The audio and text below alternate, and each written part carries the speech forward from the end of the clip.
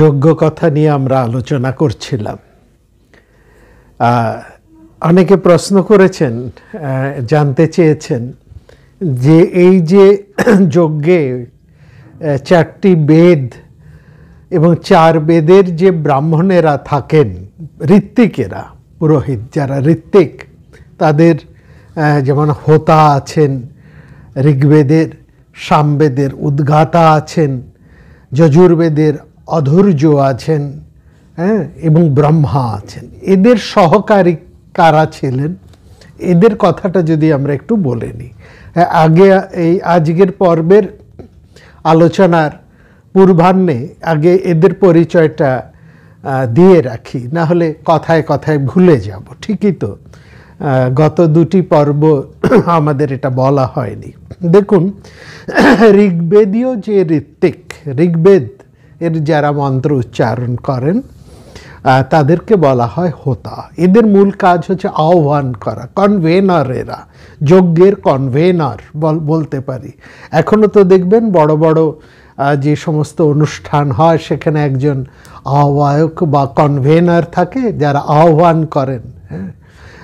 আবার দেখবেন কোনো অনুষ্ঠান শুরু হবার আগে এখনও দেখবেন একজন এসে সবাইকে আহ্বান করেন, একটা সভার একটা সূচনা করেন, এবং সব শেষে সভা সমাপ্ত হয়ে গেলে, সেই অনুষ্ঠানটি হয়ে গেলে তারপর সবাইকে একটু ধন্যবাদ দেন।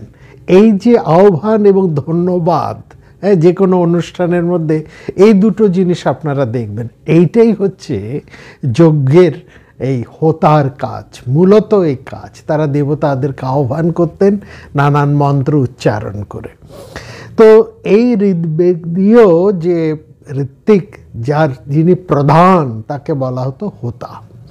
হোতাকে আরও 3 ধরনের ঋত্বিকেরা তাকে সাহায্য করতেন, কারণ তার কাজটা তো অনেক বেশি, মন্ত্রপাঠ, এক এক দেবতাকে আহ্বান করা এবং ইত্যাদি ইত্যাদি, একটা বিপুল কাজ। তো তার মধ্যে 3 ধরনের যারা তাকে সাহায্য করতেন তারা ছিলেন মৈত্রাবরুণ, অচ্ছাবাক এবং গ্রাবস্তুত। মৈত্রাবরুণ, অচ্ছাবাক এবং গ্রাবস্তুত, এই প্রত্যেকটা শব্দের নামের একটা কিন্তু অর্থ আছে। এই অর্থ বা এদের ক্রিয়ার মধ্যে আমরা যাব না। যদি ভবিষ্যতে কখনো এই যজ্ঞ ক্রিয়া নিয়ে আরও বিস্তৃতভাবে আমরা আলোচনা করতে পারি, বিভিন্ন যে যজ্ঞগুলো আছে সেটা নিয়ে যদি আমরা আলোচনা করতে পারি, তাহলে এদের প্রত্যেকটি নামের তাৎপর্য এবং তাদের কি কি ক্রিয়া সেটা নিয়ে আমরা আলোচনা করতে পারব।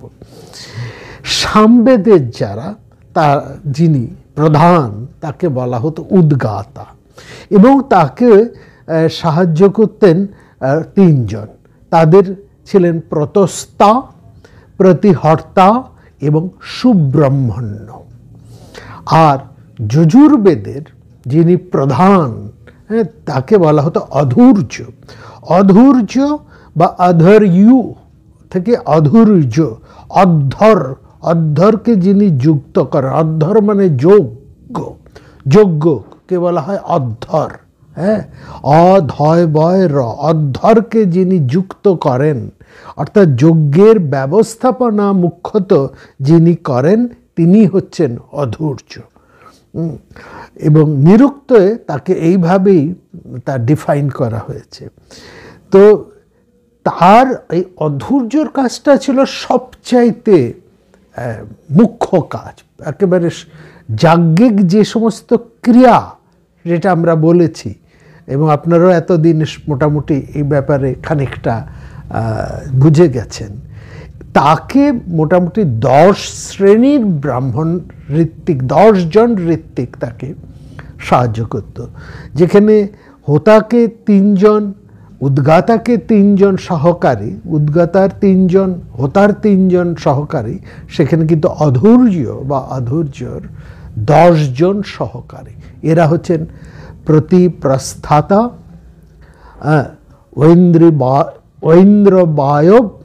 ঐন্দ্রবায়ব মৈত্র বরুণ রৌহিন ব্রাহ্মণঞ্ছংসি আচ্ছাবাক নেষ্টা উন্নেতা অগ্নিধ্র আর পোতা, এই 10 জন সাহায্য করবে। এদের ওই যে বললাম প্রত্যেকের আলাদা আলাদা এই যে নামগুলো আমরা যা বললাম, মৈত্রবরুণ থেকে অচ্ছাবাক, গ্রাবস্তুত, তারপরে প্রস্তাতা, প্রতিহর্তা, সুব্রহ্ম, তারপরে প্রতিপ্রস্থাতা, ঐন্দ্রবারব, রোহিণ, ব্রাহ্মণচ্ছংস, এই যে বিভিন্ন, অর্থাৎ এই মোটামুটি 6 আর 9 15-16 জন যে আরও সহকারীর নাম আমরা পেলাম। এদের এই যে নামগুলো না, এই নামগুলোর প্রত্যেকটা নামের একটা ভীষণ অন্তর্তাৎপর্য, মানে নামগুলো এমন নয় যে এমনি বলা হয়, নামগুলোর অর্থ আছে এবং তাদের ক্রিয়াও আছে। এগুলো আমরা একটু জানার আমাদের সৌভাগ্য হয়েছিল ঠাকুর মশাইয়ের কাছে, আর ঠাকুর অনন্তলাল মহাশয়ের কাছে বসে। আসলে এখন আমাদের সত্যি খুব অনুশোচনা হয়, দুঃখ হয়। তখন তো আমাদের বয়সও খুব কম, সবে এই ধরুন এইসব পড়াশুনোর প্রায় একটা শেষ করে চাকরি বাকরিতে আমরা ঢুকেছি, অন্যান্য পড়াশুনোও চলছে, আবার সঙ্গে এগুলোরও একটা দিক আছে। এরকম একটা সন্ধিক্ষণে তখন আমাদের বয়সও বা তখন কত, এই 30-40 হবে, 30-32, এই এরকম একটা সময় ঠাকুরমশাইকে আমরা পেয়েছিলাম। তখন আমাদের বয়সও কম, অভিজ্ঞতাও কম, এবং অভিজ্ঞতা কম বলেই আমরা তখন আর বোধহয় যতটা নেওয়ার সামর্থ্য ততটা আমরা নিতে পারি।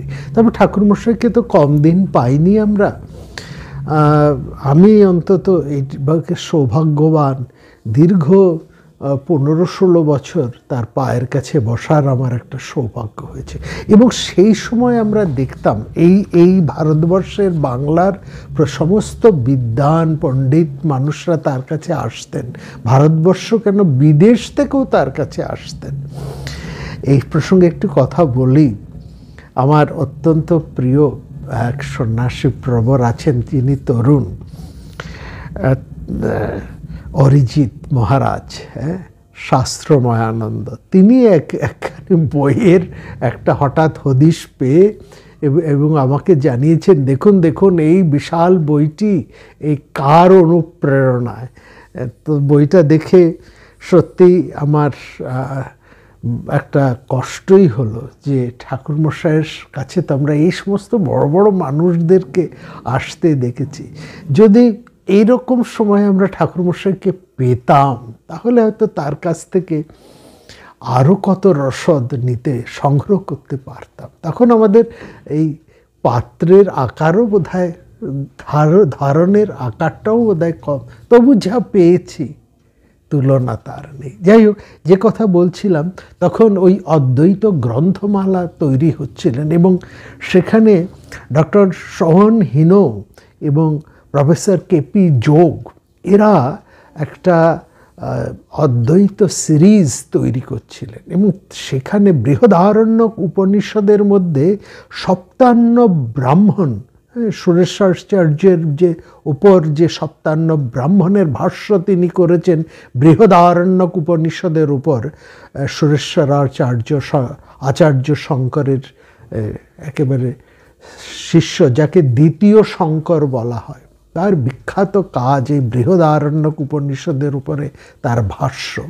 সেখানে এই সপ্তান্ন ব্রাহ্মণ এইটি যখন এরা এই অদ্বৈত সিরিজের মধ্যে তারা অন্তর্ভুক্ত করবেন, তখন এরা ঠাকুরমশাইয়ের কাছে এসেছেন এবং আমরা দেখেছি ঠাকুরমশাই দিনের পর দিন বসে বসে তাদেরকে কিভাবে প্রাণিত করেছেন, কত তথ্য তিনি দিয়েছিলেন সেই সময়।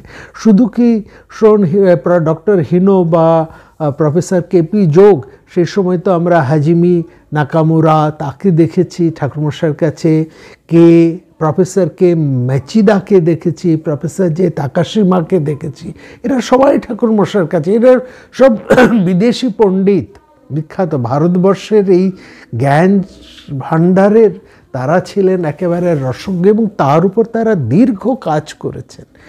বিরাট বিরাট তাদের কাজ আছে, আপনারা এদের বইপত্র পাওয়া যায়, একবার পড়বেন। যাই হোক,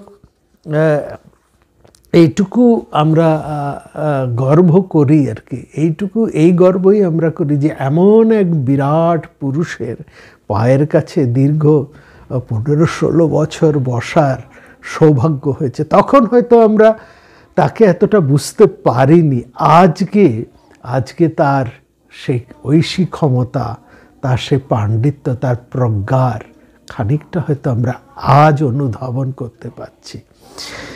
তবে কি জানেন, হচ্ছে যে এই মানুষটি যেহেতু কলকাতায় থাকতেন না, বৈদ্যবাটিতে থাকতেন, কলকাতা থেকে একটু দূরে, আসতেন কলকাতার বিভিন্ন জায়গায়, আসতেন, যেখানে যে কাজ করতেন। কতবার তিনি আমাদের এই বাড়িতে, এইখানে, এই জায়গায়, এই যেখানে আমরা এই আলোচনা করছি, এই ঘরে তিনি কতবার ছুটে ছুটে এসেছেন। এই সামান্য একটু আমরা মহাভারত নিয়ে চর্চা করি, একটু অন্য চর্চা করি, আমরা যেমন তার কাছে গেছি, তেমনি তিনিও ছুটে ছুটে বহু দিন এসেছেন, একেবারে হঠাৎ হঠাৎ চলে আসতেন। যাই হোক, তার এই কি বলবো, এত তার কাছ থেকে আমরা এমনভাবে অকৃপণভাবে তার কৃপা আশীর্বাদ পেয়েছি, সেটাই, তার এই আশীর্বাদেই আমরা সামান্য কিছু আপনাদের কাছে তুলে দিতে পারছি। যাই হোক, কথায় আসি তো, সেখানে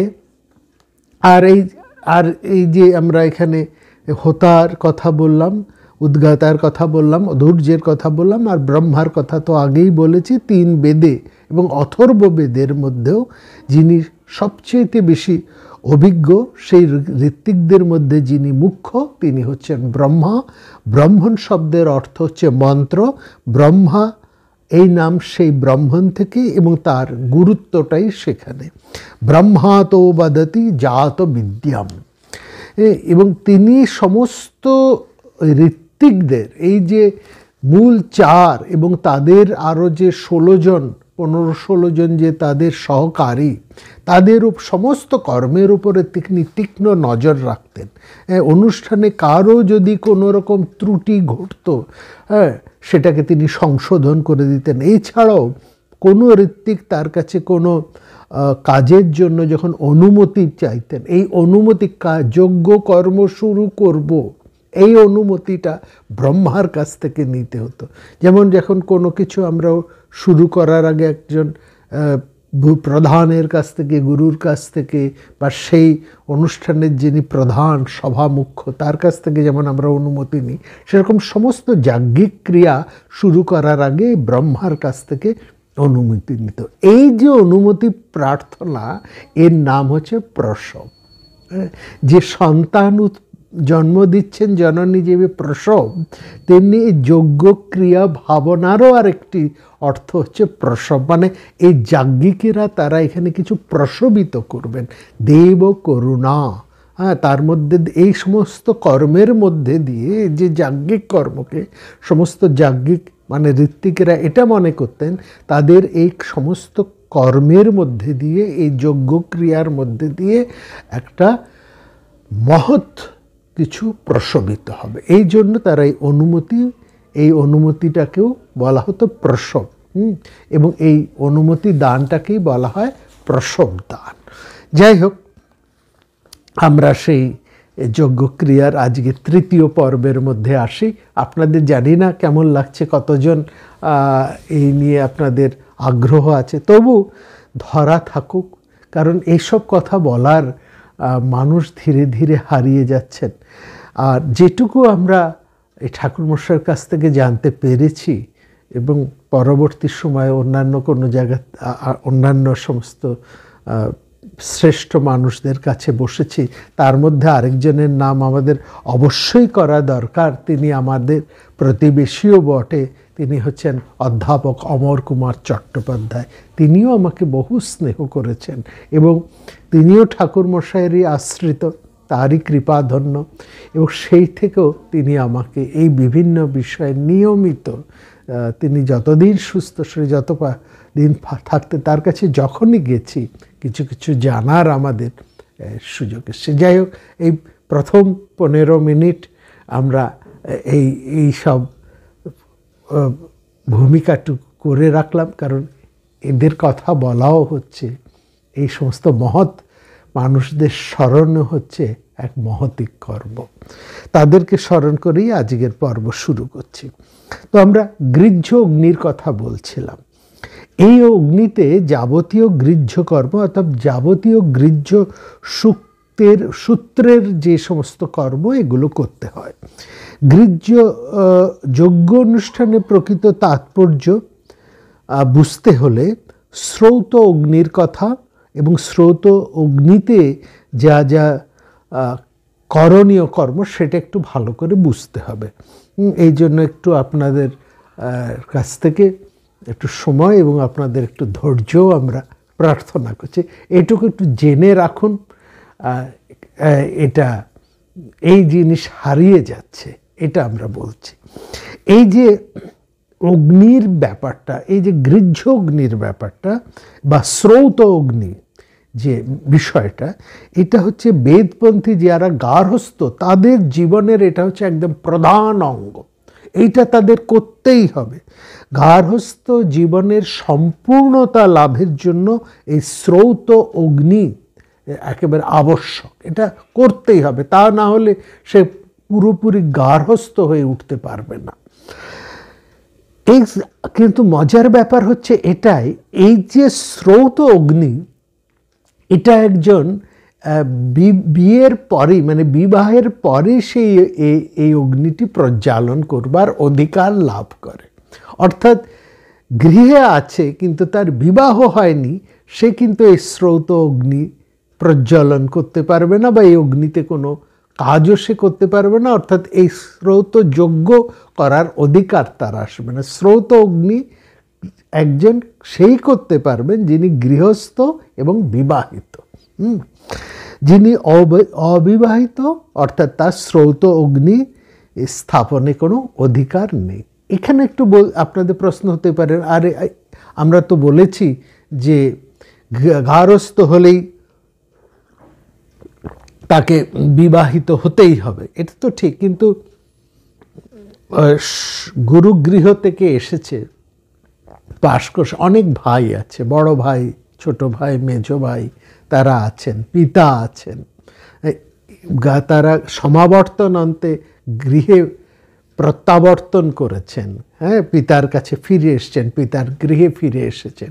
এসেই তো আর সঙ্গে সঙ্গে বিয়ে করে ঢোকেন না, এসেছেন, এবার তারা বিয়ের অধিকারী, এবার তাদের বিয়ে হবে।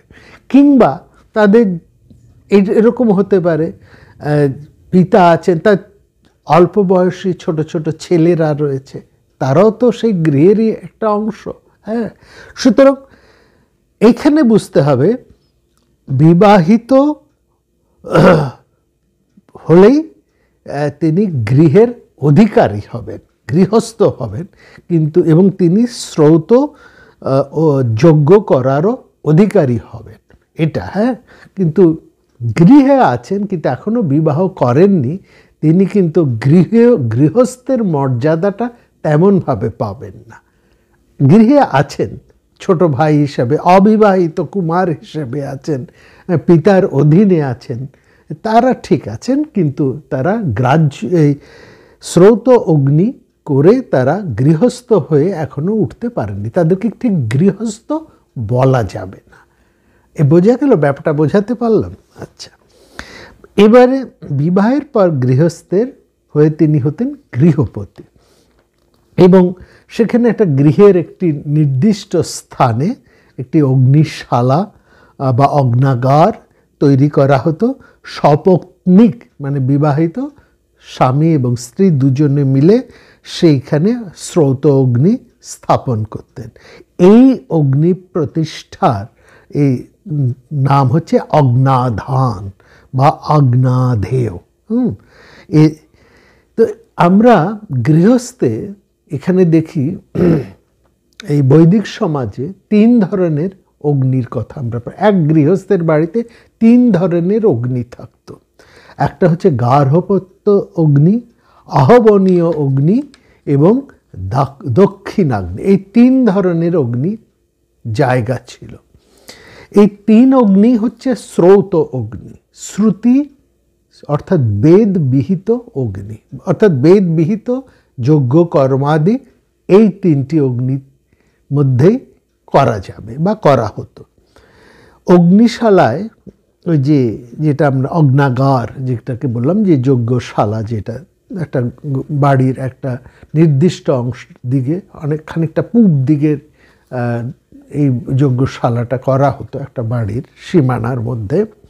সেখানে চতুষ্কোণ বেদি তৈরি করে তার 3 দিকে একটা চতুষ্কোণ বেদি তৈরি করা হতো। একটাই সেই অগ্নাধারে সেই যজ্ঞশালায় প্রথমে একটা চতুষ্কোণ বেদি তৈরি করা হতো, তার একটা জিওমেট্রিক মাপ আছে। এই অগ্নি এই যজ্ঞ থেকেই কিন্তু ভারতবর্ষে আমরা বলেছি আগে যে এই জ্যামিতির এই পরিমাপ, ম্যানসুরেশন ইত্যাদি ইত্যাদি কিন্তু এই যজ্ঞ ক্রিয়ারই অবদান। অর্থাৎ ওই যে ব্রাহ্মণ্য গ্রন্থগুলোর কথা বলেছি না, সেই ব্রাহ্মণ্য গ্রন্থের মধ্যেই আপনারা কিন্তু এই জ্যামিতি পাবেন, জিওমেট্রি পাবেন, ম্যানসুরেশন। এবং এই মনে রাখবেন, জিওমেট্রি, ম্যানসুরেশন এবং ত্রিকোণমিতি, এই 3টেই হচ্ছে ভারতীয় এই আর্য অর্থাৎ এই যাজ্ঞ ক্রিয়ার বা এদের অবদান। এবং সব এই 3টের উৎসই কিন্তু ব্রাহ্মণ্য গ্রন্থ, হেলাফেলা করার জিনিস নয় কিন্তু, এটা মনে রাখবেন। এই 3টি হচ্ছে আমাদের প্রাচীন ভারতবর্ষের এই বৈদিক সমাজেরই অবদান। ম্যাথামেটিক্স তো বটেই, তার মধ্যে বিশেষ করে শূন্যের আবিষ্কার ভারতবর্ষের এই বৈদিক সমাজই করেছে। এবং সেখানে জ্যামিতি, জিওমেট্রি, ম্যানসুরেশন, পরিমিতি এবং ট্রিগোনোমেট্রি বা ত্রিকোণমিতি, এই 3টেই কিন্তু এই যজ্ঞক্রিয়ার বা এই ব্রাহ্মণ্য গ্রন্থের থেকেই এসেছে। তার মধ্যে এগুলো আমরা পাচ্ছি। ওই যে বেদি, চতুষ্কোণ বেদি তৈরি হলো, তার মাপ আছে, প্রত্যেকটা বেদির মাপ নির্দিষ্ট আছে, কোনটা কোন হবে। এর পশ্চিম কূলে, এই বেদির পশ্চিমে হবে গার্হপত্য অগ্নি, বেদির পূর্ব দিকে হবে আহবনীয় অগ্নি এবং দক্ষিণ দিকে হবে দক্ষিণাগ্নি। এই 3টে ওই বেদির 3 দিকে এই 3টে যজ্ঞের অগ্নি সেখানে প্রজ্বলন করবার স্থান, আলাদা আলাদা স্থান। এবং 3টের আকারও আলাদা আলাদা, দেখলেই বোঝা যাবে। যেটা গার্হপর্য তার সেটা হতো চতুর্ভুজাকার, স্কোয়ার ধরনের চতুর্ভুজাকার গার্হপত্য অগ্নি। আহবনীয় যে অগ্নি যেখানে জ্বালানো হতো, প্রজ্বলিত হতো, সেটা হতো বৃত্তাকার, সার্কেল। আর দক্ষিণাগ্নি যেখানে সেটা স্থান হতো অর্ধবৃত্তাকার, প্যারাবোলা, হাইপ্যারাবোলা, এই অর্ধবৃত্তাকার, এই ভাবনা এখান থেকে এসেছে। 3টের এবং 3টেরই ক্ষেত্রফল বা এরিয়া, 3টেরই মাপ, ক্ষেত্রফল বা এরিয়া কিন্তু সমান। 1 হাত দীর্ঘ, 1 হাত বিস্তৃত এই ক্ষেত্রের মাপ। গার্হপত্য অগ্নি, এটা হচ্ছে গৃহপতির প্রতিনিধি সব। গার্হপত্য অগ্নি এটা হচ্ছে, একে বলা হতো গৃহের কর্তা, একেবারে গৃহকর্তা। এই অগ্নি ছিলেন গৃহকর্তা। গৃহের কর্তা যদি অনুপস্থিত থাকতেন তাহলে তার প্রতিনিধি হয়েই ওই অগ্নি থাকতেন। এবার কেউ যদি আসতেন, তাকে যদি কোনো কিছু নিবেদন করতে হতো, কোনো কিছু জানাতে হতো, তাহলে তারা ওই অগ্নিস্থানে গিয়ে রেখে দিয়ে আসবে।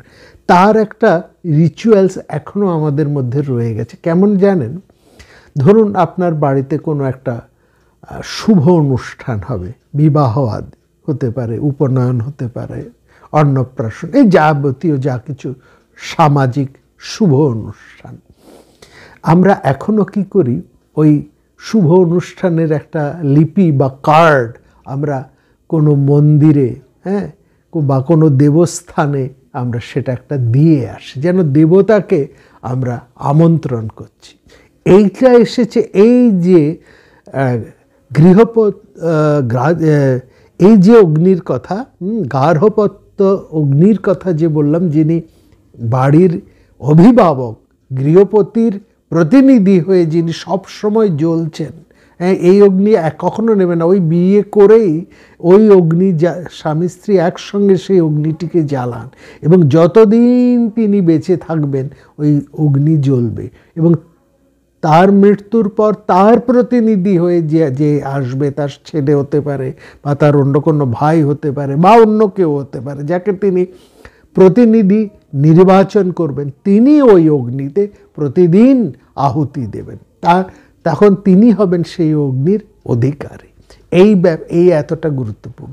সুতরাং এই যে কথা বলছিলাম, তিনি যদি কোনো বিশেষ কাজে বা কোনো সময় যদি বাড়িতে না থাকেন, তাহলে অন্য যারা আসতেন তারা সেই অগ্নির কাছেই তাদের প্রার্থনা নিবেদন করে রেখে যেতেন। এই হচ্ছে অগ্নি।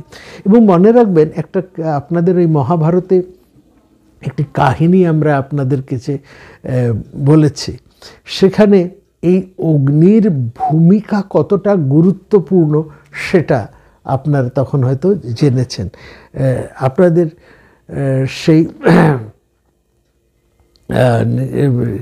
সেই যে মহাভারতের বিভিন্ন কাহিনীর মধ্যে এই গার্হপত্য অগ্নির বিষয়গুলো সেখানে বিশেষ করে আসে।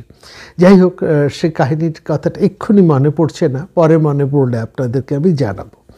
তো যাই হোক, ওই আর আহবনীয় অগ্নি, এটা তো গার্হপত্য অগ্নির কথা এবং তার গুরুত্বের কথা বললাম। আহবনীয় অগ্নি সেখানে দেবতাদের অগ্নি, এতে দেবতাদের উদ্দেশ্যে যাবতীয় দ্রব্যের আহুতি সেখানে দেওয়া হতো।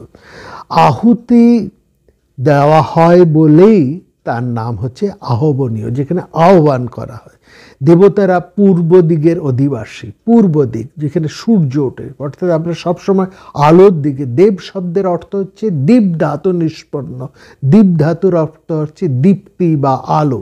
হ্যাঁ, যারা আলোর অভিসারী, অর্থাৎ জ্ঞানের দিকে যারা চলেছেন, জ্ঞান চর্চা যারা করছেন, যারা জ্ঞানী প্রজ্ঞানী, তারাই ছিলেন কিন্তু দেবতা। হ্যাঁ, সেই অর্থে দেবতা। এবং তারা যেহেতু সেই পূর্ব দিকের অধিবাসী, দেবতাদের রাজা ইন্দ্র পূর্ব দিকের অধিপতি, আর সেই জন্য আমরা আজও পূর্ব দিকে বসেই পুজো অর্চা করি। পূর্ব দিকটা হচ্ছে প্রশস্ত, দেবপূজার প্রশস্ত দিক হচ্ছে পূর্ব দিক, তারপরে হচ্ছে উত্তর দিক, উত্তর দিক হচ্ছে আমাদের হিমালয়, তারপরে হচ্ছে উত্তরমুখী হয়ে কাজ করি। আচ্ছা, এই জন্য আহবনীয় অগ্নিস্থান হচ্ছে পূর্ব দিকে। দক্ষিণ দিক হচ্ছে পিতৃদেব, পিতৃগণের দিক।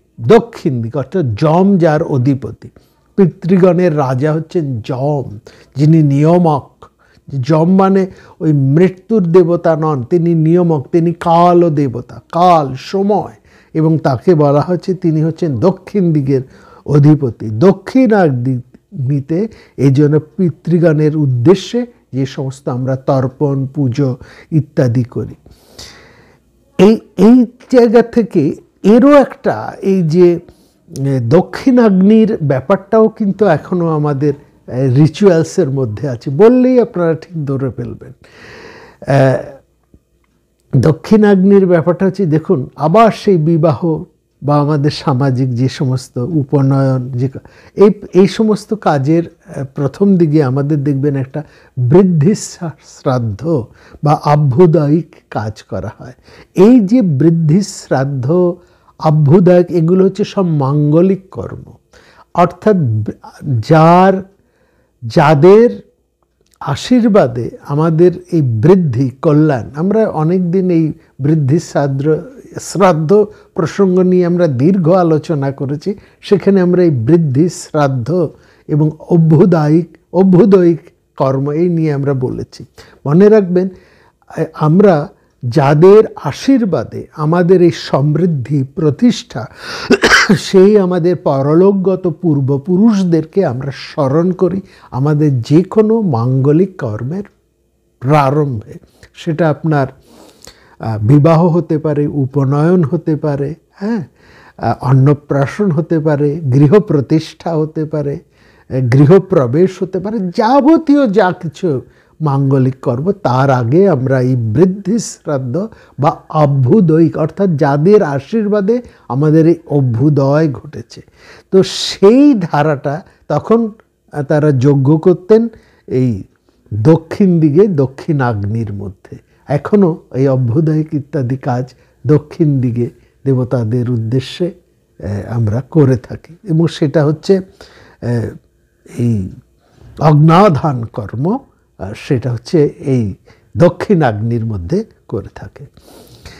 আর তিনি কি এই যে কাজগুলো সব কাজগুলো করতেন অধৈর্য। তিনি বিভিন্ন স্থান থেকে আগুন এনে সেই যজ্ঞশালায় তিনি জ্বালাতেন, এবং এই যে বৃদ্ধি শ্রাদ্ধ বা অভ্যুদয় কাজের জন্য আগের দিন মানুষরা, তার আগের দিন স্বামী স্ত্রী আর কি, অর্থাৎ গৃহস্থ এবং তার স্ত্রী, তারা সেই যজ্ঞশালায় প্রবেশ করতেন, তারা উপবাস করতেন এবং শুদ্ধ হয়ে থাকতেন। দেখবেন আমাদেরও এই সমস্ত মঙ্গল কর্ম করার আগের দিন আমরা হবিষ্য করি। হ্যাঁ, হবিষ্য করার অর্থ হচ্ছে এই নিরামিষ খাওয়া, একটু শুদ্ধভাবে থাকা, এই হবিষ্য করা। ঠিক সেই রকমই গৃহস্থ ওই যজ্ঞশালায় রাত্রিবাস করতেন এবং খুব সংযত হয়ে তারা এই প্রথম দিন সেই রাতটা, মানে যেদিন তারা বৃদ্ধি শ্রাদ্ধ বা অভ্যুদয়িক কাজ করবেন তার আগের দিন তারা সংযত হয়ে সেই আগের রাত্রে যজ্ঞশালায় প্রবেশ করে স্বামী এবং স্ত্রী দুজনই খুব সংযতভাবে থাকতেন এবং অনেকটা উপবাস তারা করতেন, ওই অগ্নির সাথে তারা বাস করতেন, এবং পরের দিন তারা প্রভাতে এই বৃদ্ধি শ্রাদ্ধ বা অভ্যুদয়িক কর্মাদি দক্ষিণ আগ্নিতে তারা সুসম্পন্ন করতেন। আচ্ছা, এই যে অগ্নি, এই অগ্নি, সেখানে হতো অগ্নি মন্থন, এবং এই অগ্নি মন্থনের কথা আমরা আগেও বলেছি। দুটি অরণি বা কাঠ ঘষে ঘষে অগ্নি মন্থন করা হতো, একটা কাষ্ঠখণ্ড জ্বালিয়ে, এবং সেটা এই যে অরণিগুলোকে সূর্যোদয়ের পূর্বেই এই অরণি মন্থন করে এই যজ্ঞ করতো, কেন একেবারে সূর্যোদয়ের আগেই প্রথম সূর্যের উদ্দেশ্যে, পিতৃগণের উদ্দেশ্যে, সূর্যের উদ্দেশ্যে প্রথম তর্পণ এবং প্রথম আহুতিটা দিতে হতো। সুতরাং, এবং এই অগ্নিমন্থনের পূর্বে দেখুন একটা রিচুয়াল আছে, এই রিচুয়ালটা খুব গুরুত্বপূর্ণ, এটা একটু বুঝবেন। এই যে অগ্নিমন্থন, দুটো অরণি ঘর্ষণ করা হতো, এই অরণি ঘর্ষণ তো তখনকার দিনে দেশলাই ছিল না, দুটো কাঠে কাঠে ঘষেই হতো, এবং এই কাঠগুলো হচ্ছে আপনার ওই অশ্বত্থ গাছের বা শমী বৃক্ষের মধ্যে যে অশ্বত্থ গাছ জন্মাতো, সেই দুটো কাঠ আজও যদি আমরা ওই কেরালাতে যাই কিংবা নেপালের কিছু কিছু জায়গায় আছে, এখনও সেই দুটো কাঠে কাঠে ঘষে আগুন জ্বালাবার সে প্রক্রিয়াটা কিন্তু একেবারে হারিয়ে যায়নি, সেখানে রাখা আছে, সেখানে এখনও ওই প্রথায় আগুন জ্বালানো হয়। উৎসাহীর আপনারা গেলে, সেরকম জায়গায় গেলে কিন্তু এটা দেখতে পাবেন। তো যাই হোক, এর একটা আমরা যে ক্রিয়াগুলো বলছি, এগুলো আমরা আগেই বলেছি যে আমরা যে কথাগুলো বলছি সেগুলো হচ্ছে যোগ্য ক্রিয়াগুলো, ক্রিয়ার ভাবনাগুলো, আমরা যে কীভাবে কাজগুলো করা হতো, এর অন্তর তাৎপর্য বা মানসযোগ্য, সেগুলো আমরা পরে বলবো। যজ্ঞ তো দু ধরনের, একটা হচ্ছে এই বাইরের যজ্ঞ, সেটা একটু স্থূল ভাবনা, আর একটা তার আছে একেবারে অন্তর ভাবনা, অন্তর তাৎপর্য বা মানসযোগ্য যাকে বলা হয়, সেই নিয়ে আমরা পরে আলোচনা করব। তো এইখানে যজমান এবং তার পত্নী দুজনেই ওই অগ্নি মন্থন করে অগ্নি প্রজ্বলন করতেন, এবং সেই সময় ঋত্বিকরা সাম গান করতেন, অধৈর্য সেখানে নিয়ে যেতেন এবং ঘোড়াটি অশ্বটি আগে আগে চলত। তো যাই হোক, এবং সমস্ত কিছু হওয়ার পরে সেখানে যে অধৈর্য তিনি যজুর মন্ত্র পাঠ করে সেখানে তিনি সে আহ্বানীয় অগ্নিতে একেবারে যজ্ঞ শেষে পূর্ণাহুতি দিতেন। হ্যাঁ, মানে যজমান যখন পূর্ণাহুতি দিতেন, যজমান সে অধৈর্যকে স্পর্শ করে থাকতেন। এবং এই গার্হপত্যের অগ্নি আমরা আগেই বলেছি এটা সব সময় জ্বলবে, এক মুহূর্তের জন্য তার নিভবে না, ওকে নিভতে দেওয়া যাবে না। যদি নেবে তাহলে এটা প্রত্যাবয়, এবং তার জন্য আবার অনেকভাবে সেই করে মানে সেখানে যদি কোনো কারণে সেটা নিভে যায়, কোনোভাবে যদি সেই গার্হপত্যের অগ্নি যদি কোনো কারণে নিভে যায়, তাহলে গৃহপতিকে এবং তার স্ত্রীকে দুজনকেই সে প্রায়শ্চিত্ত করতে হতো। প্রায়শ্চিত্ত করে আবার সেটাকে নতুন করে জ্বালাতে হতো।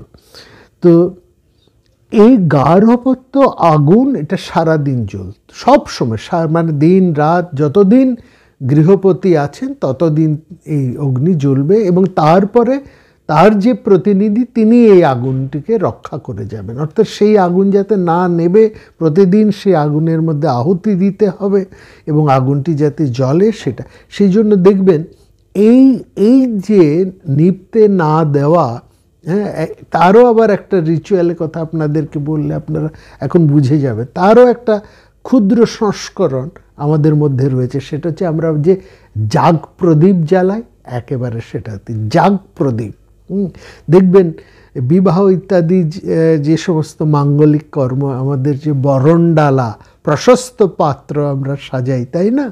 সেই প্রশস্ত পাত্রের মধ্যে একটা মাটির হাঁড়ির মধ্যে একটা প্রদীপ জ্বলে এবং তার মধ্যে একটা ঢাকা একটু ফাঁক করে, সরার একটা ঢাকা একটু ফাঁক করে রাখা হয় এবং এক দুজনের উপর তার দায়িত্ব থাকেন, গৃহের কোনো যিনি একটু অভিজ্ঞা, হ্যাঁ, এরকম কোনো রমণীর উপরে কোনো সে গৃহের তিনি গৃহের মানে প্রধানা হতেও পারেন বা অন্য কেউ, অভিজ্ঞা কেউ, তার উপর এই দায়িত্বটা থাকেন যাতে ওই প্রদীপটা নিভে না যায়।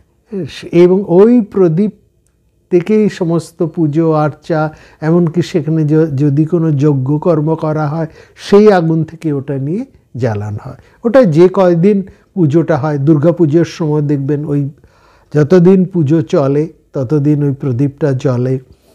বিবাহ অনুষ্ঠানও শুরু হয়, একেবারে সেই অভ্যুদয়ের সময় এই প্রদীপটা জ্বালানো হয়, বৃদ্ধি শ্রাদ্ধের সময়, এবং বিবাহর পরে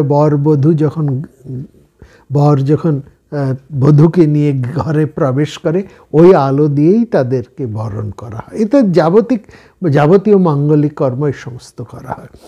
তো এই আগুনটা এই যে জ্বালানো হলো, এটা একেবারে অহর্নিশ চলবে। আগে তো মানে একেবারে বংশ পরম্পরায় আগুন জ্বলতো এবং একজন প্রধান তিনি যে জ্বালাতেন, তারপর তার প্রতিনিধিরা সেই আগুনটাকে জ্বালিয়ে নিয়ে চলে যেতেন। এই যে আগুনটাকে জ্বালিয়ে রাখার, যাতে এটা নিভে না যায়, এই জন্য সেই সময়কার গৃহস্থরা তারা সবসময় সেই জন্য সন্তান কামনা করতেন।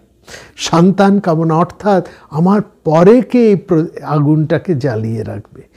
এই আগুনটা কেবল যে একজন বিবাহিত গৃহস্থ যে আগুন জ্বালিয়ে রাখছেন এটা তার বিবাহের প্রতীক তা মাত্র নয়। মানে স্বামী স্ত্রী একসঙ্গে তো আগুনটা জ্বালালেন, এই আগুনটা শুধুমাত্র তার প্রতীক নয়, বিবাহের প্রতীক মাত্র নয়। এই আগুনে তার সংসারের প্রতিদিনের কাজ হচ্ছে, তার দেবতা পূজার ক্ষেত্রে যে দেবতাদের উদ্দেশ্যে যে অগ্নি, আহ্বনীয় অগ্নি, সেটাও জ্বালানো হচ্ছে এই আগুন থেকে, এই গার্হপত্য অগ্নি থেকে। আবার যে বৃদ্ধি শ্রাদ্ধ সেটাও হচ্ছে এই আগুনে। আবার কেউ যদি মারা যান, হ্যাঁ, সেইখানে যে পিতৃগণের উদ্দেশ্যে যে তর্পণ ক্রিয়া সেটাও এই আগুন থেকে জ্বালানো হয়। এমনকি তার যত যশ প্রতিষ্ঠা সব কিছুই ওই অগ্নি দেখতে হয়। যেমন ধরুন একজন মানুষ, একজন গৃহস্থ, তার যা যা অ্যাচিভমেন্ট, সে এখনকার দিনে দেখবেন সে যা যা অ্যাচিভ করছেন, যা কিছু তিনি পাচ্ছেন অ্যাচিভমেন্ট হিসেবে, সে যা সমস্ত ফলক পাচ্ছেন, যা কিছু, সেগুলো যেমন তার ঘরের মধ্যে সাজিয়ে রাখা হয়, হ্যাঁ রাখা হয়, তো তার যত সম্মান হিসেবে সম্মানসূচক যে সমস্ত তিনি পান, পদক এবং ইত্যাদি যাবতীয় যেমন সাজিয়ে রাখা হয়, সেগুলো যেমন তার যশ প্রতিষ্ঠার মেমেন্টো আমরা যাকে বলি আর কি, তো সেগুলো যেমন তার যশ প্রতিষ্ঠার পরিচায়ক, তার স্বীকৃতির পরিচায়ক, সেরকম ওই অগ্নিও ছিল তার স্বীকৃতির পরিচায়ক। তিনি বড় বড় যা সমস্ত কাজ করতেন সব কিছুই ওই অগ্নিরকেই বর্ধিত করত। ওই অগ্নি যেন তাতেই আরও বেশি বর্ধিত হয়ে স্ফীত হয়ে উঠত। এইটা কেবলমাত্র যে তার বৈবাহিক অগ্নি তা নয়, এই অগ্নিটি ছিল তার সমস্ত যশ প্রতিষ্ঠা। অর্থাৎ ক্ষত্রিয় রাজারা যে বড় বড় যুদ্ধ জয় করতেন, অশ্বমেধ যজ্ঞ করতেন, রাজসূয় যজ্ঞ করতেন, সব এই যজ্ঞ, এবং এক একটা বড় বড় তারা যে সমস্ত কাজ করতেন, তাদের যে প্রতিষ্ঠা, হ্যাঁ, এটা যেমন ক্ষত্রিয়দের ক্ষেত্রে, তেমনি বৈশ্যদের ক্ষেত্রে তারা যে বড় বড় ব্যবসা বাণিজ্য করে তাদের যে অর্থনৈতিক প্রতিষ্ঠা হতো, সবটা প্রতীক হচ্ছে এই ঘার্যপত্য অগ্নি। আবার যারা ব্রাহ্মণ ছিলেন, যারা বেদ বিদ্যা চর্চা করতেন, তাদের জ্ঞানের প্রতিষ্ঠা, তাদের যাবতীয় যশ, তাদের যা পাণ্ডিত্য, সব কিছুর পরিচায়ক হচ্ছে এই গার্হপত্য অগ্নি। এবং এই অগ্নিতেই মনে রাখবেন তার এই যশ বীর্য পরাক্রমের এই যে প্রতিষ্ঠা সূচক যে অগ্নি, যা তার বিবাহে অগ্নিতে প্রজ্বলিত হয়েছিল, এই অগ্নি নিয়েই যা হতো তার পারলৌকিক কাজের। অর্থাৎ তিনি মারা গেলে এই অগ্নিকেও কিন্তু, এই অগ্নি সবার আগে আগে চলতো। একজন ব্রাহ্মণ অধৈর্য, তিনি এই অগ্নিকে ধারণ করে এগিয়ে প্রথমে যেতেন, তারপরে তার দেহকে নিয়ে যাওয়া হতো এবং ওই অগ্নিতেই তার দাহ কর্মটি করা হতো। সুতরাং এই অগ্নি হচ্ছে একজন মানুষের জীবনে, একজন গৃহস্থের কতখানি জীবনে কতটা গুরুত্বপূর্ণ নিশ্চয়ই আপনারা বুঝতে পারতেন।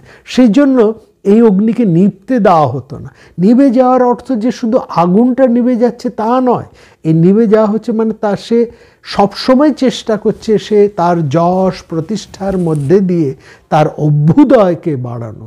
একজন বৈশ্য চাইছে তার অর্থনৈতিক অভ্যুদয়, একজন ব্রাহ্মণ চাইছেন তার জ্ঞানের অভ্যুদয়, একজন ক্ষত্রিয় চাইছেন তার রাজ্য প্রতিষ্ঠার অভ্যুদয়।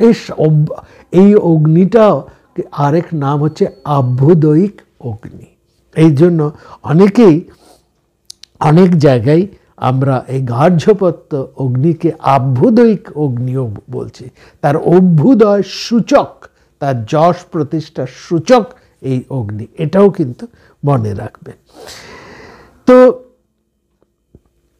এই কর্ম, এই অগ্নাধান কর্ম, প্রতিদিন এখানে আহুতি দেওয়া, এটা হচ্ছে যজমানের জীবনে, একজন বৈদিক সমাজে গৃহস্থের জীবনে প্রধান কর্ম।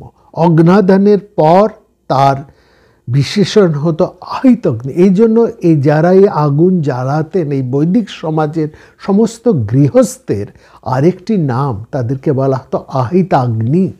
অর্থাৎ তারা প্রত্যেকেই এই অগ্নিকে, এই অগ্নাধানকে জ্বালিয়েছেন, তারা নিজেদের অগ্নিকে তারা প্রজ্বলিত করেছে। সুতরাং এই ভাবনাটার মধ্যে যে অন্তঃতাৎপর্যটা, এটা কেবলমাত্র বিবাহ করবার জন্যেই যে তারা পড়াশুনোটা করতে পারলেন, যে আমরা তো প্রথম পর্বে বলেছি যে গুরুর গৃহ থেকে সমাবর্তন লাভ না করলে, অর্থাৎ শিক্ষিত না হলে সে বিয়ের অধিকারী হতে পারত না, বিয়ে করতে পারত না, আর বিয়ে না করতে পারলে সে গার্হস্থ হতে পারত না, সামাজিক হতে পারত না, সমাজের একজন সদস্য হিসেবে সে বিবেচিত ছিল না। তার মানে কি পড়াশুনোটা শুধু ওই বিয়ে করার জন্য ওইটুকুর মধ্যেই সীমাবদ্ধ তা নয়, কিন্তু এইখানে কিন্তু এই পড়াশুনো বা তার অভ্যুদয়, তার প্রতিষ্ঠা, তার চর্চা, যে যে বিভিন্ন দিকে যার যে দিকে আছে সেইটা যাতে অক্ষুণ্ণ থাকে, সেই আগুন যাতে আরও বেশি স্ফীত হয়ে ওঠে, আরও মহিমামণ্ডিত হয়ে ওঠে, সেই ভাবনাটাও কিন্তু এই গার্হ্যপত্য অগ্নির মধ্যে কেমনভাবে রয়েছে সেটা একটু লক্ষ্য করবেন। অর্থাৎ this all are the inspiration, অর্থাৎ মানুষের মধ্যে এই আগুনের তেজকে বাড়িয়ে তোলা অন্তরে এবং বাইরে, এটা বিশেষ গুরুত্বপূর্ণ। এবং এই আহিতাগ্নি গৃহস্থই তিনি হচ্ছেন 16 আনা গৃহস্থ, এটা মনে রাখবেন। অগ্নাদানের পর তিনি যাবতীয় শ্রৌতকর্ম, যাবতীয় দেবযজ্ঞ পিতৃযজ্ঞের অধিকার লাভ করতেন। দেবগণ এবং পিতৃগণ তারা অলক্ষ্যে মানুষের মর্ত জীবনের নিয়ামক, শুভ অশুভ ফলদাতা, এইটাই বৈদিক সমাজ খুব স্বীকার করতেন, তাই মানতেন। এবং তারা মনে করতেন আমরা পূর্বপুরুষের আশীর্বাদেই আমাদের যা কিছু উন্নতি, দেবতার আশীর্বাদেই আমাদের যা কিছু অভ্যুদয়। নিশ্চয়ই তো দেব শব্দের অর্থই তো সেই দীপ্তিমান, যারা সে জ্ঞানের পথে চলেছেন এবং একজন জ্ঞানী প্রজ্ঞানী মানুষদের আশীর্বাদ, তাদের পূর্বপুরুষদের আশীর্বাদই তো একজন মানুষকে যশস্বী করে তোলে, তাকে তার প্রতিষ্ঠা দেয়, এই ব্যাপারে তো কোনো সন্দেহ নেই। তো আমরা এই যে পিতৃগণ তারা সূক্ষ্মভাবে স্বাদা ভোজন করতেন, আর তাদের ঋণ মোচন না করতে পারলে তা মানুষের জীবন অসম্পূর্ণ। এটা বৈদিক সমাজে প্রত্যেক মানুষই এইটা বিশ্বাস করতেন। আজও ভারতবর্ষের মানুষেরা বিশ্বাস করেন যে একজন মানুষ 3টে ঋণ নিয়ে, অনেকগুলো ঋণ, তার মধ্যে প্রধান 3টে ঋণ নিয়ে জন্মগ্রহণ করেন। তার মধ্যে দেবতাদের কাছে ঋণ আছে, পিতৃগণের কাছে মানে পূর্বপুরুষদের ঋণ, আর ঋষিদের কাছে ঋণ আছে। অতএব এই 3টি ঋণ তাকে মোচন না করে সেই সংসার থেকে যেতে পারবে না। সেই 3টি ঋণেই জন্মমাত্রই সেই 3টি ঋণের দ্বারা আবদ্ধ। অতএব তার জীবনের সম্পূর্ণতা লাভের জন্য দেবতাদের, পিতৃগণের এবং ঋষিদের তৃপ্তি সাধন করতেই হবে। অতএব গৃহস্থের পক্ষে আহিতাগ্নি হওয়া আবশ্যক, বিয়ে তাকে করতেই হবে। অগ্নির দ্বারা দেবতাদের, পিতাদের এবং ঋষিদের ঋণ শেষ হয়। ঋষির ঋণ হচ্ছে পড়াশোনা, জ্ঞান চর্চা, অধ্যয়ন হচ্ছে ঋষি ঋণ। আর পরবর্তী সময় শুধু অধ্যয়ন নয়, অধ্যয়ন করা এবং এই অধ্যয়ন চর্চাকে নানাভাবে বিকশিত করা। যা শিখে এসেছে সে গুরুগৃহ থেকেই সেটাকে এগিয়ে নিয়ে চলা নানা ফর্মে। কেউ শুধু পড়াশুনোর চর্চা করেও চলতেন, যেমন ব্রাহ্মণেরা, তারা যজন যাজন অধ্যয়ন এবং অধ্যাপনা এই মাধ্যমে তারা ঋষি ঋণ কিন্তু শোধ করে যাচ্ছেন। আবার যারা ক্ষত্রিয়, তারা যা শিখে এসেছেন সেই শেখার মধ্যে দিয়ে তারা দেশের যে শাসন ব্যবস্থাটাকে এবং রক্ষার ব্যবস্থাকে, এইটাকে তারা সুচারুভাবে শিখে আসছেন। অশিক্ষিত হলে তো আর রাজা দেশ শাসন ভালোভাবে করতে পারে না। তার যে শিক্ষাটা সে গুরুগৃহ থেকে এসেছে, গুরুগৃহ থেকে নানা ধরনের শিক্ষা সে লাভ করে। কেবলমাত্র বেদ তো নয়, বেদ, বেদাঙ্গ এবং তার সঙ্গে সঙ্গে অস্ত্রচর্চা, সঙ্গীত, যাবতীয় যা সমস্ত কলা সেখানে শিক্ষা দেওয়া, একটা পরিপূর্ণ শিক্ষা তাকে দেওয়া হতো। এবং সেই শিক্ষার বিভিন্ন প্রয়োগ ক্ষেত্র হচ্ছে এই সমাজ। সেই কি তুমি শিখে এসেছো তার ফলিত রূপ হচ্ছে এই সমাজ। সেখানে ব্রাহ্মণেরা জ্ঞান চর্চার মধ্যে দিয়ে, গবেষণার মধ্যে দিয়ে, নানান সামাজিক হিতকর্মের মধ্যে দিয়ে এক ধরনের তার প্রয়োগ করতেন। তাদের শিক্ষার ক্ষত্রিয়রা করতেন দেশ শাসনের মধ্যে দিয়ে, অ্যাডমিনিস্ট্রেশনের মধ্যে দিয়ে, যুদ্ধকর্মের মধ্যে দিয়ে, বিপন্নতার মধ্যে দিয়ে, নানাভাবে রক্ষা করে, নানা রকম প্রাকৃতিক দুর্যোগ ইত্যাদি যা কিছু আসতো তার মধ্যে দিয়ে রক্ষা করা।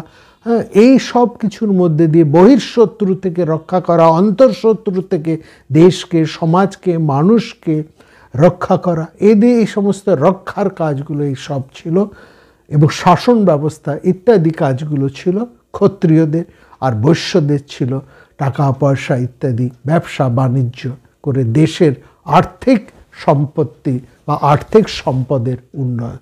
এই ক্ষত্রিয়, ব্রাহ্মণ এবং বৈশ্য এই তিনের একত্রিত ভাবনাতেই একটি রাষ্ট্র কিন্তু সমৃদ্ধবান হয়ে ওঠে। ক্ষত্রিয় যদি ভাবে আমি একলা থাকবো, ব্রাহ্মণ বা বৈশ্যকে গুরুত্ব দেব না, তাহলেও সে চলতে পারে না। অনুরূপভাবে ব্রাহ্মণও একলা চলতে পারেন না, বৈশ্যও না। এই তিনের জোট কিন্তু ভীষণ দরকার, এবং সেখানে অবশ্যই সমাজে, বৃহৎ সমাজের মধ্যে যারা রয়েছেন, অন্যান্য যারা রয়েছেন, যারা বিভিন্ন কর্মের মধ্যে রয়েছেন, সমাজের বিভিন্ন ভাবনার মধ্যে রয়েছেন, যারা সার্ভিস সেক্টরে রয়েছেন, হ্যাঁ, যাদেরকে শূদ্র বলা হচ্ছে, এই সমস্ত মানুষ, অন্তজ মানুষ যারা একটা বৃহৎ সমাজের মধ্যে, সমাজের বাইরে অথচ বৃহৎ সমাজের মধ্যে, সমাজের বিভিন্ন কর্মের সাথে যারা যুক্ত হয়ে আছেন, তাদেরকেও একত্রিত করে একটা বৃহৎ ভাবনার মধ্যে দিয়েই তারা এই তিন শ্রেণীর মানুষরা আসলে এই ব্রাহ্মণ, ক্ষত্রিয় এবং বৈশ্যরা তারা প্রতিনিধি হয়ে এই বৃহৎ সমাজকে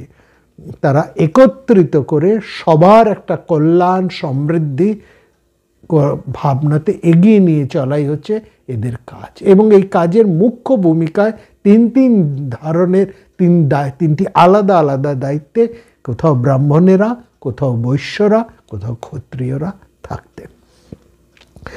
তো এইখানে দেখুন, এই যে এই জন্য গৃহস্থের পক্ষে অহিতাগ্নির ব্যাপারটা কতটা গুরুত্বপূর্ণ এটা আমরা বুঝলাম। হ্যাঁ, অগ্নি নিজেও একজন দেবতা, তিনি দেবতাদের পুরোহিত। হ্যাঁ, ঋগ্বেদের প্রথম মন্ত্রটাই আপনারা স্মরণ করুন, অগ্নিম ঈড়ে পুরোহিতম যজ্ঞস্য দেবম ঋতজম হোতারম রত্নধার। এই যে ধাততম, এই যে হোতারম রত্নধাততম, এই যে মন্ত্র, আমি মানে তারা অগ্নি হচ্ছেন দেবতাদের পুরোহিত, তিনি হোতা নামে ঋত্বিক, তিনি দেবতাদেরকে আহ্বান করে আনছেন, তিনি দেবতাদের মুখ, এবং তার মুখের মধ্যেই হব্য দান করলে দেবতাদেরকে দেওয়া হয়। তিনি হচ্ছে হবাবহ, এই যে তিনি দেবতাদের জন্য হব্য বহন করে নিয়ে যান, এবং গার্হ্যপত্য অগ্নি মানে গৃহস্থ এবং দেবতাদের মাঝখানে যেন একটা সংযোগ সূত্র তৈরি করছে। হ্যাঁ, এবং এই তিনি হচ্ছেন গৃহস্থের প্রতিনিধি হয়ে দেবতাদের সাথে একটা যোগসূত্র স্থাপন করছে। এবং দেবতাদেরকে বলা হয় এরা সূক্ষ্ম শরীরী, তারা স্থূল অন্ন গ্রহণ করতেন না। কোনো দ্রব্য আগুনের সমর্পণ করলে, আহুতি দিলে সেটা ধূম বাষ্পে বায়ুতে পরিণত হতো। এই সূক্ষ্মতাই দেবতারা, তারা সূক্ষ্ম দেহের উপযোগিত হতো। দেবতারা ঊর্ধ্বলোকবাসী, অগ্নিশিখা ঊর্ধ্বমুখী, ওটা ধূম এবং বাষ্পরূপে ঊর্ধ্বমুখী দেবতাদের কাছে আমাদের সমস্ত আহুতি সূক্ষ্মভাবে পৌঁছে দেয়। এবং এই যে ভাবনাটা, এই যে সেটা আমরা দেখছি গ্রিক দেশের মধ্যেও রয়েছে, সেটা রোমানদের মধ্যেও রয়েছে। দেখুন, প্রাচীন গ্রিকদের যে অগ্নি দেবতা, তার নাম হতে হেস্টিয়া। হ্যাঁ, তা প্রত্যেক গৃহস্থের বাড়িতেও কিন্তু অগ্নিশালা ছিল, সেখানেও অগ্নিরক্ষয় হতো, এবং তা গ্রিকরাও ওই অগ্নি পুজো করতেন। গ্রিকরা যখন এক দেশ ছেড়ে অন্য দেশে যেতেন, তারাও তাদের নিজেদের অগ্নিকে সঙ্গে সঙ্গে নিয়ে যেতেন। এই জন্য, অর্থাৎ এইভাবে উপনিবেশের মাধ্যমে এই অগ্নি ভাবনা এক জায়গা থেকে আরেক জায়গায় চলে এসেছে। গ্রিকদের মধ্যে যিনি হেস্তিয়া, রোমানরা তাকে বলতে, রোমান দেশে সেই অগ্নি পুজো হয়, তারাও অগ্নি উপাসক, তারা সেই অগ্নিকে বলে ভেস্তা। ভেস্তা হচ্ছে রোম নগরের রক্ষাকর্তা। আর যেমন আমাদের গৃহের রক্ষাকর্তা, তেমনি রোম দেশের রক্ষাকর্তা হচ্ছে এই ভেস্তা।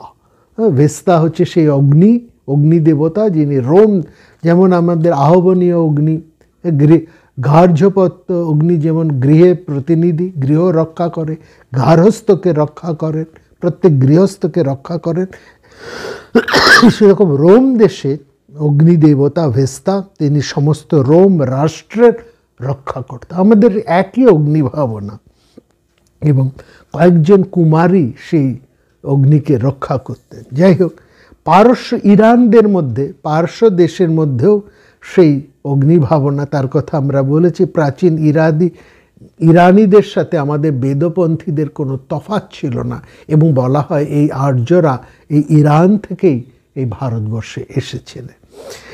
এইবার একটি কথা আপনাদেরকে একটু বলে আজকে শেষ করব আলোচনা। এখানে আমরা বলেছি এই অগ্নির এতে একটা ঘোড়া লাগতো।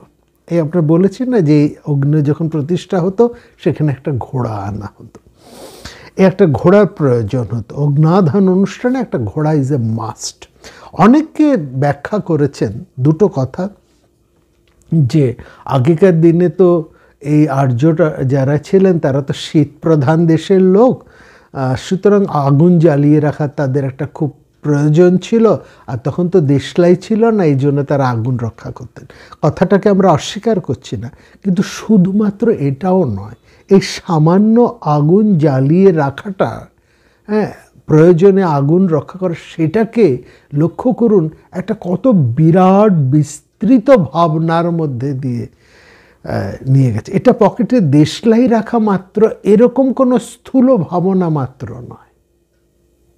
এই ভাবনার মধ্যে যে একটা বিরাট অন্তর তাৎপর্য রয়েছে, এবং এই অগ্নি ভাবনা একটা গার্হস্থ্য জীবন তথা তার সমাজ তথা তার রাষ্ট্র, তার দেশ, এবং শুধু তাই নয়, বংশ পরম্পরায়, একেবারে সময়ের পরম্পরায় একটা দীর্ঘ সময় দিয়ে সবাইকে এক সূত্রে এক লক্ষ্যের দিকে বেঁধে রাখতে পেরেছে এই ভাবনা। সেটাকে আমরা কিন্তু সাধারণ এরকম কোনো অর্থে তাকে নামিয়ে আনতে পারি না। তার মধ্যে, এই ভাবনার মধ্যে যে একটা ব্যাপকতা আছে, একটা গভীরতা আছে, সেটাকে আমাদের প্রণিধান করতে হবে।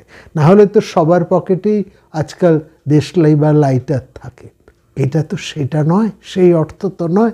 সুতরাং এই তাৎপর্যটাকে একটু বোঝা দরকার। ঠিক সেরকমভাবেই এই একটা ঘোড়ার দরকার হতো। এই কাজে ঘোড়ার তাৎপর্য কী? অনেকে আবার বলেন ওই তখনকার আর্যদের তো প্রধান ছিল ঘোড়া, তারা তো আর ঘোড়া ছাড়া আর অন্য কিছু পায়নি, এই জন্য তারা সব কাজে নিয়ে এসছে।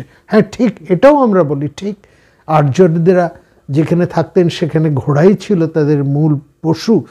গাভী বা অন্যান্য পশু তারা যখন আরেকটু নিচে নেবে তারা মর্ত, এই সমস্ত অংশে যখন তারা এলো পাহাড় ডিগে, তখন তারা প্রথম জলের পরিচয় পেল, শস্যের পরিচয় পেল, চাষবাস শিখল, হ্যাঁ, এবং গাভী ইত্যাদি অন্যান্য পশু, এগুলো তারা আস্তে আস্তে তার সাথে পরিচিত হয়েছে।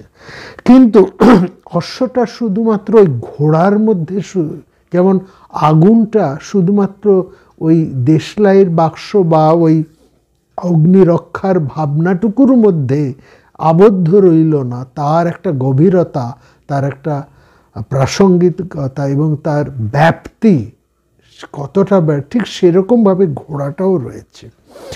এই অশ্ব কথাটা নিয়েও আমাদের একটুখানি আজকে আমরা বলে আমাদের আলোচনা শেষ করছি। দেখুন, অশ্ব হচ্ছে গতিশক্তি। অশ্ব হচ্ছে গতিশক্তির আধারকে আর্যরা বলতেন অশ্ব।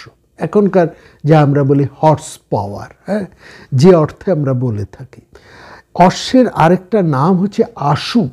আশুগ, অনেকে বলেন আশুগ শব্দের অপভ্রংশ থেকে অশ্ব শব্দটা এসেছে। অনেকে এটা মনে করেন আশুগের অপভ্রংশ থেকে অশ্ব এসেছে। শিব, মহাদেব, মহেশ্বর যাকে বলা হয়, তার যে ভীষণ তপশক্তি, এই যে তার একটা বিরাট তপশক্তি, যোগী শ্রেষ্ঠ বলা হয়, তপশ্রেষ্ঠ বলা হয় শিবকে, এবং তার জন্য তার এই তপশক্তির এই যে একটা বিশাল তপশক্তি, তার যে তীব্রতা, এই জন্য শিবের আরেক নামও কিন্তু অশ্ব। অশ্ব হচ্ছে বৈদিক ধারণায়, বৈদিক সমাজে তারা বা বৈদিক ধারণায় অশ্ব হচ্ছে চেতনা, গতি, শক্তি, বীর্যবত্তার প্রতীক। আধ্যাত্মিক শক্তি, প্রাণ শক্তি, একেও অশ্ব বলা হয়। তপশক্তি, তেজ, ওজস শক্তি, বীর্য, গতি ও বেগের বাহন হলো অশ্ব। অশ্ব বলতে এই সমস্ত কিছুকে কিন্তু বোঝানো হয় বৈদিক ভাবনায়। অশ্ব কেবলমাত্র ওই 4 পেয়ে ঘোড়াটি নয়, অশ্ব বলতে এই সমস্ত কিছুকেও কিন্তু অশ্ব শব্দ দিয়েই বৈদিক সমাজ বা বৈদিক এরা বুঝতেন, বা বেদের মধ্যে অশ্ব বলতে এই অর্থগুলি কিন্তু রয়েছে। পূর্ণ সত্যের দিকে যার গতি, সেই গতিকে বলা হয় অশ্বগতি। বিশুদ্ধ প্রাণের যে ঊর্ধ্বায়ন, দিব্য আনন্দ ভোগের যে যোগ শক্তি, সেটাকে বলা হয় অশ্ব। দেবশক্তিকে বলা হয় হয়। দেবশক্তি হচ্ছে হয়, হয় এই জন্য অশ্বের আরেক নাম হচ্ছে হয়। দেবশক্তি, শক্তি দু ধরনের, একটা দেবশক্তি আর একটা হচ্ছে আসরিক শক্তি। দেবশক্তি হচ্ছে হয়, আর আসরিক বা অসুর শক্তি একে বলা হয় অর্বণ।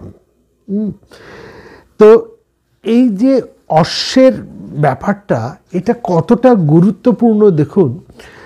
প্রত্যেক দেবতার যে দেব ভাবনা, প্রত্যেক যে দেবতার ভাবনা বেদের মধ্যে করা হয়েছে, প্রত্যেক দেবতার নিজেদের আবার আলাদা আলাদা শক্তি বৈশিষ্ট্য আছে। সেই জন্য প্রত্যেক দেবতার আলাদা আলাদা অশ্ব, এই ভাবনাও রয়েছে। প্রত্যেক দেবতার আলাদা আলাদা অশ্ব, এবং প্রত্যেক দেবতার নিজের নিজের ক্রিয়া অনুসারে তাদের আলাদা আলাদা গতি, ভিন্ন ভিন্ন গতি, ভিন্ন ভিন্ন সেই অশ্বের নাম। যেমন বায়ু দেবতার অশ্বের নাম হচ্ছে নিষুত, বরুণের অশ্বের নাম হচ্ছে পৃষতি, ইন্দ্রের অশ্বের নাম হচ্ছে হরি, অগ্নির অশ্বের নাম হচ্ছে দধিক্রা, সূর্যের অশ্বের নাম হচ্ছে এইতস। ঠিক আছে, এই অশ্ব হচ্ছে সমস্ত অপশক্তির বিরুদ্ধে যুদ্ধরত। হ্যাঁ, এবং আসরিক যে শক্তি অশ্বের, তার আমরা নাম বলেছি অর্বণ। অর্বণের বিরুদ্ধে সমস্ত দেবশক্তির যে অশ্বশক্তির প্রয়োগ, সেটার নাম হচ্ছে অর্বত। অর্বণের বিরুদ্ধে আসরিক অপশক্তি, অর্বণের বিরুদ্ধে শুভ মঙ্গলকারী দেবশক্তির একত্রে একসাথে যে প্রয়োগ, শক্তি প্রয়োগ, তার নাম হচ্ছে অর্বত। জীবনের যাত্রাপথে যখন কোন আধ্যাত্মিক সাধনার পথে সিদ্ধি সম্পদ একজন সাধক লাভ করে, তখন নাম হয় বাজিন। এই জন্য সরস্বতীর নাম হচ্ছে বাজিনাবতী, অর্থাৎ তিনি আমাদের জীবনের সাধনার পথে আধ্যাত্মিক শক্তি মানে জ্ঞান শক্তি দান করেন। এই জন্য সরস্বতীর নাম হচ্ছে বাজিনাবতী। দেবতাদের যে যুদ্ধাশ্ব, তার নাম হচ্ছে দধিক্রা। অগ্নি হচ্ছেন দ্রুত গতির দেবাশ্ব, দেবস্ব বাজিনা, বাজেশু। অশ্বরূপ অগ্নির নাম হচ্ছে দধিক্রা। অগ্নি দেবতার অশ্ব, দেববাহন দধিক্রাম। আবার সমর্থবান বৃষ শক্তিও হচ্ছে অগ্নির। সুতরাং সেখানে আমরা ঋষি দীর্ঘতমার একটি প্রার্থনা মন্ত্র একটু আপনাদের শোনাই। কি চমৎকার প্রার্থনা তিনি করছেন। প্রার্থনা করছেন দেবতাদের কাছে যে আমরা তোমাদের উদ্দেশ্যে এই হবি অর্পণ করছি। এই হবিরূপ এই অশ্ব, এই সাধনার ওজস শক্তি, হবিরূপ এই অশ্ব মানে আমাদের সাধনার এই ওজস শক্তি আমাদের সমস্ত তেজ, সমস্ত বল এবং সমস্ত সামর্থ্য এনে দিক। আমাদেরকে শক্তিমান করুক, আমাদেরকে বলবান করুক, আমাদেরকে তেজবান করুক, আমাদের সামর্থ্যবান করুক। ক্ষত্রং নাশ্য বানাতাং হাবিষ্মান। ঋগ্বেদের মধ্যে অপূর্ব এই প্রার্থনা রয়েছে। সুতরাং এই যে অশ্বের ব্যবহার পুরাণ বেদের নানা ভাবনার মধ্যে রয়েছে। দেখুন, কত বৈদিক যে মাইথোলজি, কত যে সমস্ত গল্প রয়েছে তার কিছু কিছু আমরা মহাভারতের মধ্যে পাচ্ছি, কি সেই সব পুরাণের পরিচয়। সেখানে সূর্য তো হচ্ছেন এক প্রত্যক্ষ দেবতা, তাকে বলা হয়। তিনি সাত ঘোড়ার রথে চড়ে সূর্য চলেছেন, তার 7টা অশ্ব শক্তি, এত তার প্রবল শক্তি। তিনি প্রাণ, সমস্ত সংসারের প্রাণ স্বরূপ হচ্ছেন সূর্য, এবং তার এই শক্তি, তার তেজ, তার প্রাবল্য, তার সামর্থ্য, তার ওজস শক্তি 7টা অশ্ব শক্তির সমান। এই জন্য সূর্যের 7টা অশ্বের রথে তিনি যেন দিক পরিভ্রমণ করছেন পূর্ব থেকে পশ্চিম, এই যে তার দীর্ঘ চলা। তো সেখানে দেখুন একটি কাহিনী আছে, যে কাহিনী আমরা আপনাদেরকে বলেছি, স্মরণ করবেন, যে ছায়া, সূর্যের স্ত্রী হচ্ছেন সংজ্ঞা, কিন্তু তিনি সূর্যের তেজ সহ্য করতে পারছিলেন না, সূর্যের এত প্রবল তেজ। তখন তিনি কি করলেন, তিনি ছিলেন বিশ্বকর্মার কন্যা সংজ্ঞা। তিনি পিতার কাছে চলে এসছেন। পিতা বলছে, এ কি, তোমার বিয়ে হয়েছে, তোমার তো স্বামীর কাছে থাকা উচিত। বিবাহিত স্ত্রী মেয়ে যদি স্বামী গৃহে এসে থাকে এটা তো ভালো দেখায় না, তুমি স্বামীর কাছে ফিরে যাও। কিন্তু সংজ্ঞা বললেন, আমি কি করে ফিরে যাব, এটা তো আমার পক্ষে সম্ভব হচ্ছে না যাওয়াটা। তো সেখানে তখন করেছেন যে অপেক্ষা করো, আমি তোমার একটা মূর্তি তৈরি করে দিচ্ছি। সেটা হচ্ছে ওই ছায়া মূর্তি, সংজ্ঞার একটি ছায়া মূর্তি তৈরি করে দিলেন বিশ্বকর্মা। সে সূর্যের রঙেছে। সূর্য তখন সেখানে দেখছি আমরা, সূর্য একটি অশ্বের রূপ নিয়ে সেখানে বিচরণ করছেন। আরেকটি এরকম অশ্বের ভাবনার কথা আমরা পাই যাজ্ঞবল্ক্যের ক্ষেত্রে। যাজ্ঞবল্ক্যের ঋষির তপস্যায় সন্তুষ্ট হয়ে সূর্য যখন ঋষিকে নতুন যজুর্বেদ দান করেছিলেন, তখনও তিনি বাজি বা অশ্বরূপেই যাজ্ঞবল্ক্যকে দর্শন দিয়েছিলেন। অর্থাৎ এই অশ্ব হচ্ছে প্রাণ শক্তি, গতিশক্তি, তপস্যার শক্তি, বীর্য শক্তি, এই সমস্ত শক্তির প্রয়োগ। এই সাথে সূর্যের সাথে অশ্বের যেমন যোগ, প্রাণের সাথেও অশ্বের যেমন যোগ, আমাদের সমস্ত সাধনার সাথেও এই অশ্বের তেমনি যোগ, এবং জীবনের সামর্থ্যের সাথেও এই অশ্বের যোগ। সেই জন্যে সমস্ত যজ্ঞ ক্রিয়ার মধ্যে অশ্বের এত গুরুত্বপূর্ণ। এবং সেখানেই এই অশ্বমেধ যজ্ঞেরও অশ্বমেধ যজ্ঞ একটা বিশাল সেই সময়কার যজ্ঞ। এটা ক্ষত্রিয়রা করতেন। এই অশ্বমেধের একটা কিন্তু আধ্যাত্মিক তাৎপর্য আছে। যাই হোক, পরের পর্বে আমরা সেটা আসবো। এই অশ্ব ভাবনার কথাটা একটু আপনারা জানলেন, এটি যজ্ঞ ভাবনার সাথে অঙ্গাঙ্গিভাবে যুক্ত। সবাই খুব ভালো থাকবেন। পরের পর্বে আপনাদের সঙ্গে আবার এই যজ্ঞ ভাবনার নতুন কোনো কথা নিয়ে উপস্থিত হব।